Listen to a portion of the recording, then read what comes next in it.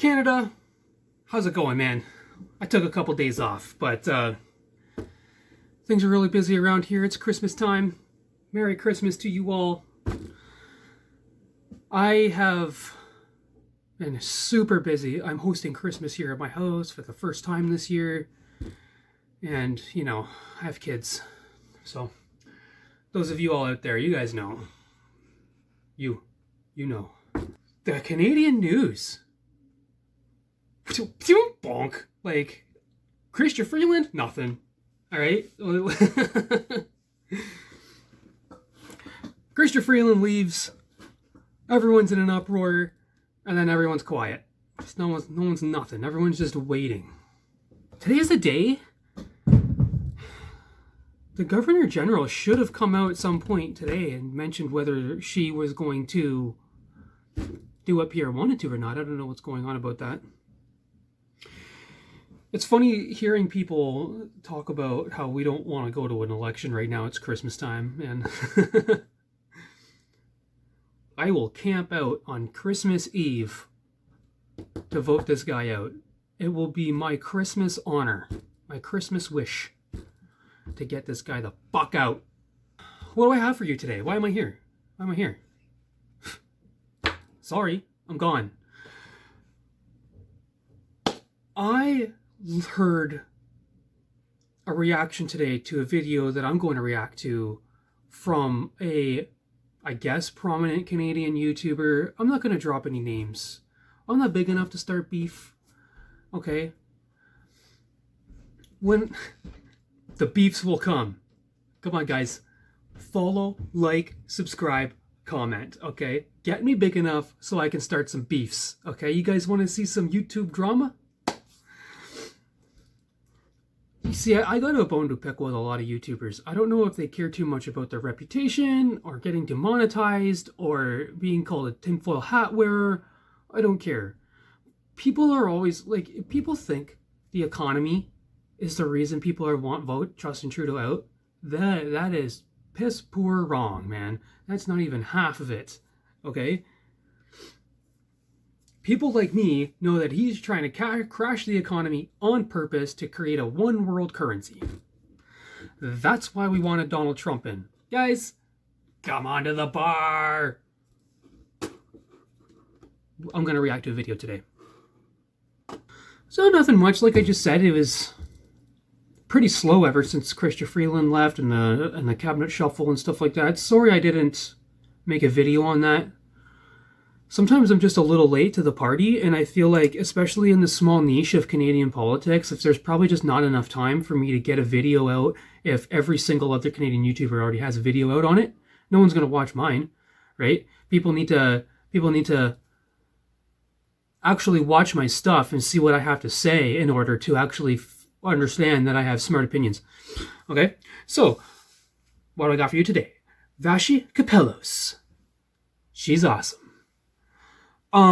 She's gonna sit down with a panel and discuss the shit show that is Canadians at Christmas time. Okay, so let's get right into it. Prime Minister, are you gonna step down? Are you considering proroguing? We're just gonna skip right past that. Get right to the Sunday strategy session is back to do the same. The last week may have been a roller coaster in and of itself, but it also follows a tumultuous year for Justin Trudeau, seeing major developments on the international stage for Canada's relationship with countries like India and the United States. Like, that's the embarrassing part. The last session is back. Kathleen Monk, Scott Reid, and Corey tonight. Kathleen, I'll start with you. I'm actually going to pick up where we left off, and then we'll get into the prospect of Donald Trump and what his policies might do here in Canada.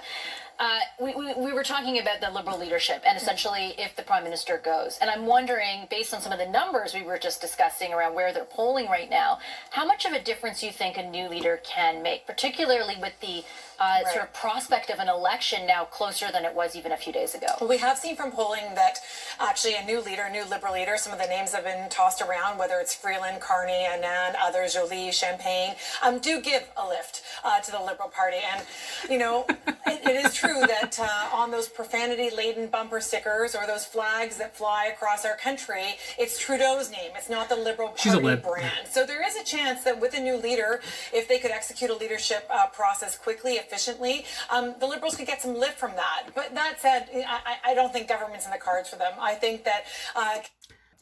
Let me tell you what the Liberals need to do in order to form government next year.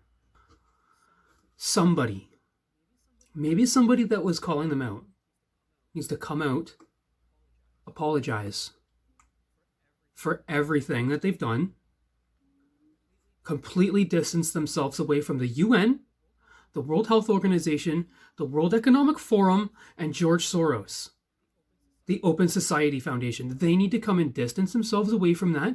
They need to come clean about what they were trying to do for the past decade. They need to come clean on what they were doing. They need to apologize, and they need to say that I have nothing to do with that. I don't wish to be involved in that. I am Canada first. That's the future of politics. Guys, globalism is done. Canadians want to turn the page. The desire for change is a strong one, and it really impacts on elections. That's another thing, too. So I think that's another thing, too, that I want to stress, first and foremost. Canadians only vote for change, okay? What we're looking at politically is a special situation, but Canadians only vote for change. No matter if none of this stuff was happening and Trudeau was doing good, we would vote him out right now, because they don't go longer than 3 terms. Everything could be honky-dory in Canada right now, and we would still vote Trudeau out because we don't like leaders that long.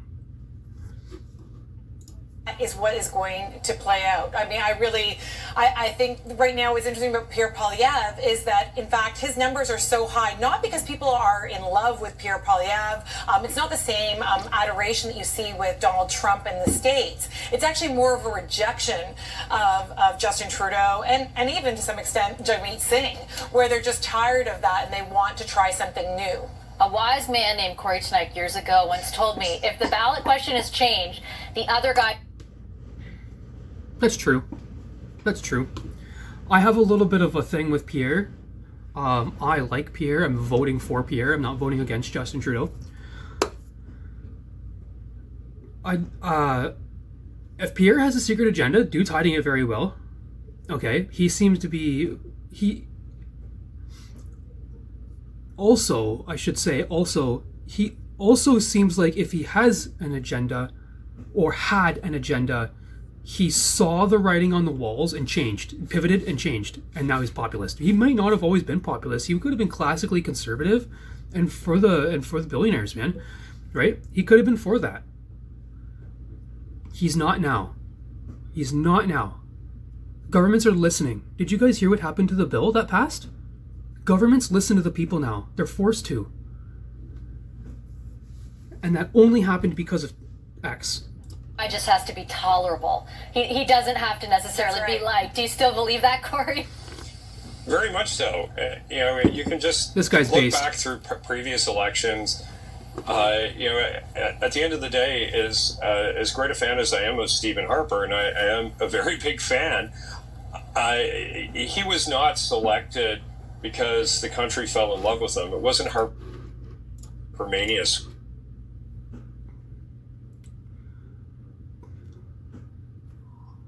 What's around his mouth?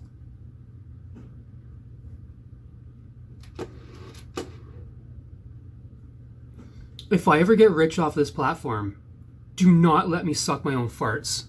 Do you understand that? Sweeping the country. That's your obligation to me. A country that was tired of Liberal government, and they wanted a change. And as much as I'm a fan of Doug Ford, for instance, here in Ontario, it was a similar dynamic. And you see this again and again. And it's always a similar dynamic. It's always a similar dynamic. Liberals come in, fuck everything up, and then people go to a conservative. Nobody ever votes for a conservative. They always vote against liberals, and then they always vote for liberals. Right? It shows you how stupid humans are. And now the Liberals are on the receiving end of that time for change move. And I think it's something that you just can't fight back against. But I do think within that, losing an election framework, you can do still quite well. You can have a healthy opposition presence. But if they keep going the way they are, like I'm not being hyperbolic saying I think they could be wiped out as a political force. I think it's that grave. He said it. There you go. Mainstream media finally said it. 1993. Folks. 1993. Conservatives had 15% of the vote. They got 2 seats. They got 2 seats. 15% of the vote. Okay. Liberals are at 20. Liberals are at 20. If that's on pace for 3 seats. It's on pace for 3 seats. Scott, what are your thoughts on that? And sort of an addendum to that, do you think a change in leadership ultimately could... Sorry, guys, just to get the facts straight, they need 12 seats to be party. 12 seats to be party. Okay? Right? And let me just rat on the Green Party. They have 2 seats. Why the fuck did their leader get clearance to read that document? They have 2 seats. Something should be like, no, that should not have been allowed. Changed the fortune. As much as I'm a fan of Doug Ford, for instance, here in Ontario, it was a similar dynamic. And you see this again and again. And now the Liberals are on the receiving end of that time for change move. And I think it's something that you just can't fight back against. But I can't unsee the skid mark around his mouth. Losing an election framework, you can do still quite well. You can have a healthy opposition presence. But if they keep going the way they are, like I'm not being hyperbolic saying I think they could be wiped out as a political force. I think it's that grave. Scott, what are your thoughts on that? And sort of an addendum to that, do you think a change in leadership ultimately could change the fortunes substantially for the Liberals in the next election? Yeah, I do. I really do, because for 2 reasons. One, there's we nothing know they that can do. So much of the current animus is directed at the Prime Minister personally, and that's what happens after a decade. And whether it's fair or not, or whether he's misplayed this past week or not, it will help. It will help, but they're not going to win. What's going to happen is Trudeau stays in, they lose party status. Trudeau comes out, they get minimal party status. Guys, the Bloc is the official opposition. The reality is that he is an anchor on the party.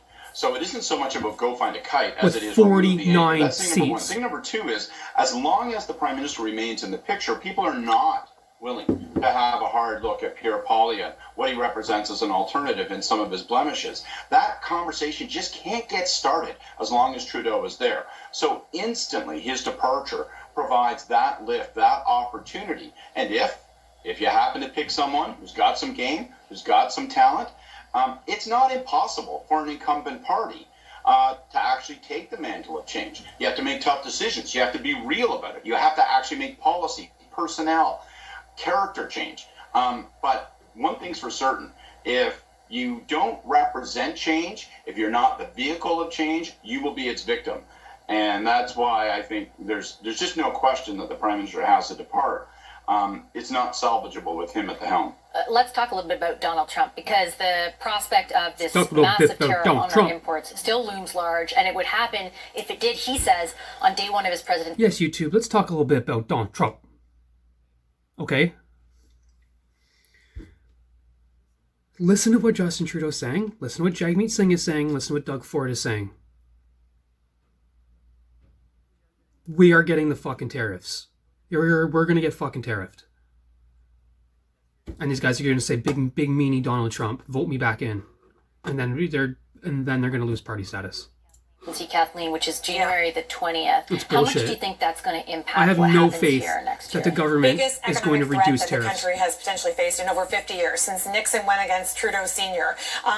And no one right now can address it for the reasons because we're all consumed with the internal politics and the internal fighting within the Liberal Party. So yeah, I mean, whoever, whether it's any party leader who grabs that mantle, who takes on Trump, and I note very clearly that Pierre Poilievre has not, to this point, gone into the States, has not spoken to his U.S. counterparts in the same way that we've seen previous opposition leaders do that. And that might be a failing or a weakness of Pierre Poilievre. I understand where he may be reticent not to do that, to go down to the States to meet with Trump, because maybe he doesn't want Trump's endorsement. Because there are still a good portion of Canadians that don't like Trump. My prediction is he wants Canadians to get antsy, because I'm getting antsy about him going down to see Trump. I want him to go down to see Trump really freaking badly. Danielle Smith went. Doug Ford did American Media Tour, and freaking Pierre's just sitting here being like, I'm not the prime minister. I'm not the prime minister. You guys want me to go down there? Vote for me. Like, I think he's doing it on purpose. Trump. But his failure to do that and actually wrap his hand around this problem and the risk to our own jobs here is a challenge. So there's an opportunity for someone like Jagmeet Singh to get in there and say, hey, Trump, as Charlie Angus did this week, you're a grifter. You don't know the North. Don't come up here. I guess I wonder, Corey, your thoughts on, I mean, Fuck, what's NDP happened know? really is that there's an absence of federal anything to do with Trump right now. NDP It's been the don't know the premiers North. from Doug Ford, as you know well, or Danielle Smith, or Wab Canoe in Manitoba, who are speaking out, going on American media, holding press conferences. They had a big meeting as well on the issue. Do you think that changes in the new year, given what's happening domestically? Well, I certainly hope it changes in the sense that at the end of the day, the premiers can only do so much on this. It's really up to the federal government to do most of the lifting here. They're the ones who can impose countervailing tariffs if we have to get into a trade fight, and I certainly hope we don't, but we very well may. That has to come from the federal side. Ultimately, an agreement with the Americans is signed by the government of Canada, not by any given province. So there is no replacement for the federal government in this process. That said, what I think the premiers are trying to do is keep the lights on and keep the fire burning so that there's at least some presence out there advocating for Canada during this period of leadership void. And I just hope for the sake of the country that it doesn't continue for that much longer. I think Poilievre is correct in calling today for an immediate federal election. I don't think that's going to happen, though.